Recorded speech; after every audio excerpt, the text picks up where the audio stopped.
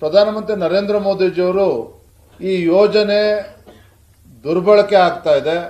ಈ ಯೋಜನೆ ಗ್ರಾಮೀಣ ಭಾಗದಲ್ಲಿ ಒಂದು ಮೂಲಭೂತ ಸೌಕರ್ಯಗಳನ್ನು ನಿರ್ಮಾಣ ಮಾಡತಕ್ಕಂಥ ನಿಟ್ಟಿನಲ್ಲಿ ಕೆಲವು ಬದಲಾವಣೆಗಳನ್ನು ಮಾರ್ಪಾಡುಗಳನ್ನು ಮಾಡಿರುವಂಥದ್ದು. ಒಂದು ಒಳ್ಳೆ ಉದ್ದೇಶವನ್ನು ಇಟ್ಕೊಂಡು ವಿಕಸಿತ ಭಾರತ್ ವಿಬಿಜಿ ರಾಮ್ಜಿ ಅಂತೇಳಿ ಅದನ್ನ ಬದಲಾವಣೆಯನ್ನು ಮಾಡಿದ್ದಾರೆ. ಆದರೆ ಇದ್ರ ಬಗ್ಗೆ ಕಾಂಗ್ರೆಸ್ ಪಕ್ಷ ರಾಹುಲ್ ಗಾಂಧಿ ಅವರಿಂದ ಹಿಡ್ಕೊಂಡು ಇಲ್ಲಿವರೆಗೂ ಕರ್ನಾಟಕದವರೆಗೂ ಸಿದ್ದರಾಮಯ್ಯ ಡಿ ಕೆ ಶಿವಕುಮಾರ್ ವರೆಗೂ ಸಹ ಈಗಾಗಲೇ ಅಪಪ್ರಚಾರವನ್ನ ಪ್ರಾರಂಭ ಮಾಡಿದ್ದಾರೆ.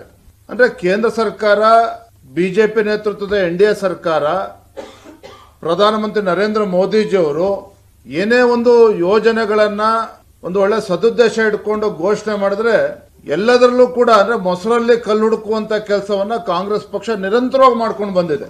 ನರೇಂದ್ರ ಮೋದಿಜಿಯವರೊಬ್ಬ ಹಿಂದುಳಿದ ವರ್ಗಕ್ಕೆ ಸೇರಿರ್ತಕ್ಕಂಥವ್ರು ಪ್ರಧಾನಮಂತ್ರಿಗಳಾಗಿ ಸತತವಾಗಿ 3ನೇ ಬಾರಿಗೆ ಕೇಂದ್ರದಲ್ಲಿ ಬಿಜೆಪಿ ನೇತೃತ್ವದ ಎನ್ಡಿಎ ಸರ್ಕಾರ ಬಂದಿರತಕ್ಕಂಥದ್ದೇ ಅವರಿಗೆ ಸಹಿಸ್ಕೊಳ್ಳೋಕೆ ಆಗ್ತಾ ಇಲ್ಲ.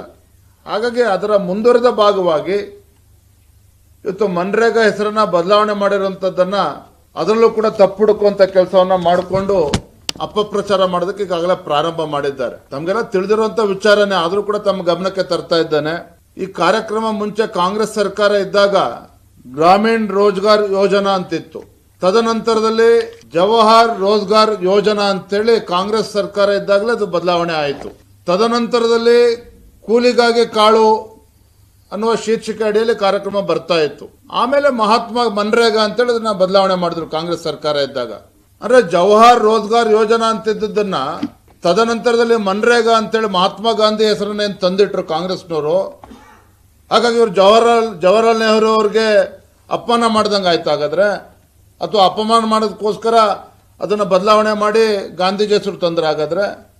ಈಗ ಪ್ರಧಾನಮಂತ್ರಿಗಳು ಒಳ್ಳೆ ಸದುದ್ದೇಶವನ್ನು ಇಟ್ಕೊಂಡು ಒಳ್ಳೆ ಉದ್ದೇಶ ಇಟ್ಕೊಂಡು ಇದನ್ನ ಮಾಡಿರುವಂತ ಸಂದರ್ಭದಲ್ಲಿ ಇವತ್ತೇನು ಕಾಂಗ್ರೆಸ್ ಪಕ್ಷ ಮತ್ತು ದೇಶಾದ್ಯಂತ ಮತ್ತು ಕರ್ನಾಟಕ ರಾಜ್ಯದಲ್ಲೂ ಸಹ ಒಂದು ರೀತಿ ತಪ್ಪು ತಿಳುವಳಿಕೆಯನ್ನ ಸೃಷ್ಟಿ ಮಾಡುವಂತ ಅಪಪ್ರಚಾರ ಮಾಡುವಂತ ಕೆಲಸವನ್ನು ಇವತ್ತೇನು ಕಾಂಗ್ರೆಸ್ ಪಕ್ಷ ಮಾಡೋದಕ್ಕೆ ಹೊರಟಿದೆ, ಇದು ಖಂಡಿತ ಸರಿಯಲ್ಲ. ನಾವು ಅದನ್ನು ಖಂಡಿಸ್ತೇವೆ. ನಾವು ಕೂಡ ನಮ್ಮ ರಾಷ್ಟ್ರೀಯ ಅಧ್ಯಕ್ಷರು ನಡ್ಡಾಜಿ ಅವರು ಮತ್ತು ನಮ್ಮ ರಾಷ್ಟ್ರೀಯ national working president Nitin Nabin G ಅವರು ಅವರ ಅಪೇಕ್ಷೆಯಂತೆ ನಾವು ಕೂಡ ಕರ್ನಾಟಕ ರಾಜ್ಯದಲ್ಲೂ ಕೂಡ ಒಂದು ಜಾಗೃತಿ ಅಭಿಯಾನವನ್ನ ಮಾಡಬೇಕು ಅಂತ ಹೇಳಿ ಭಾರತೀಯ ಜನತಾ ಪಾರ್ಟಿ ನಾವು ಕೂಡ ತೀರ್ಮಾನವನ್ನು ಮಾಡಿದ್ದೇವೆ.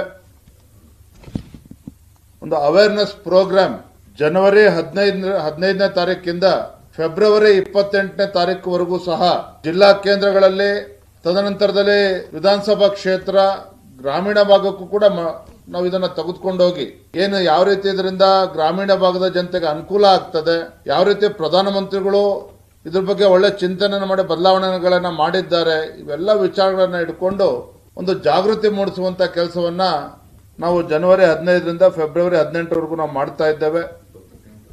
ಫೆಬ್ರವರಿ 28ವರೆಗೂ ನಾವು ಮಾಡ್ತಾ ಇದ್ದೇವೆ. ನಮ್ಮ ಉದ್ದೇಶ ಒಂದೇನೆ, ಕೇಂದ್ರ ಸರ್ಕಾರ, ಬಿಜೆಪಿ ನೇತೃತ್ವ ಎನ್ಡಿಎ ಸರ್ಕಾರ, ಪ್ರಧಾನಮಂತ್ರಿ ನರೇಂದ್ರ ಮೋದಿಜಿಯವರು ಏನೇ ತೀರ್ಮಾನವನ್ನು ತೆಗೆದುಕೊಂಡ್ರು ಕೂಡ ಅದು ದೇಶದ ಹಿತದ ದೃಷ್ಟಿಯಿಂದ ತೆಗೆದುಕೊಳ್ಳುವಂಥದ್ದು. ಮತ್ತು 2048ನೇ ಇಸ್ವಿಗೆ ಭಾರತ ವಿಕಸಿತ ಭಾರತ ಆಗಿ ಪರಿವರ್ತನೆ ಆಗಬೇಕು ಅನ್ನುವ ಕನಸು ಇವತ್ತು ನರೇಂದ್ರ ಮೋದಿಜಿ ಅವ್ರದ್ದೇನಿದೆ, ಆ ಕನಸು ನನಸಾಗಬೇಕು ಅಂತ ಹೇಳಿದ್ರೆ ಪ್ರಧಾನಮಂತ್ರಿಗಳೇ ಹೇಳಿದಾಗ